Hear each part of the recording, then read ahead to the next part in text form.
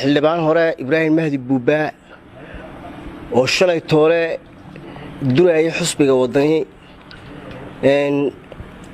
ibraahin waxa leeyahay ibraahin waxaan u mi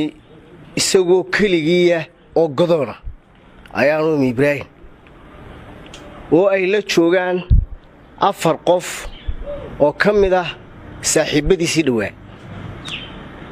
ibraahin waxaan leeyahay hadalladii badnaa ee adigu aad qaadiraysan aad shalay toole ku diraysay gudoomiyaha xisbiga wadani waxaa ninkii ku yimi adigoo kaliya oo godoona oo fadhiya xaruntii lagu kreeyay xisbiga wadani ee ku taalay taar dheer ee aad ka dhigatay meel aad ku dilaasho xisbiga wadani aad dilaal ka dhigtaad iigu soo gashay adigoo 80,000 oo doolar lacag ka badan sita oo dilaalayana xildhibaanadii xisbiga wadani ee waqtiga joogay ibraahin waxaan leeyahay wixii aad xisbiga wadani u qaban weyday annaga u qabanay waanu kuugu nimi adigoo saan ku sheegay godoona wixii uu ka filayay cirro iyo wixii aad u qabatay annaga u qabanay imikana la joogna cabdiraxmaan markaad leeday wadanka ma hogaamin karo ibraahin warbaad keenay cabdiraxmaan wuxuu tartamay 2017kii wuxuu kursiga baarlamaanka ka degay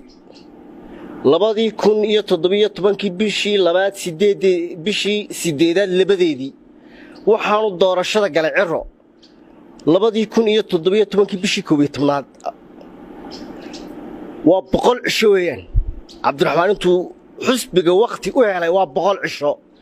wuxuu cirro ku keenay 100ka cisho 208,000 oo u dhiganta 240 waa keen ninka ay laba aaba dhaleen ee keeni kara codka inta lag isoo waqtigii uu haystaa uu yeey 100 cisho ibraahin waad garanaysaa waxa ka jabiyay labada miskood siyaasadda halkaad ku dambaysay waad ogtay xisbiga waxaad ka haydna waanu garanaynaa waxaanu ku keenay 2,500 oo inan oo akademiya xaruntii aad joogtaan ku keen nin walba barta ka baxbaad halka ka bax oo adigoo ah dadkii akademiga dhalinyarta ee ka soo jeeday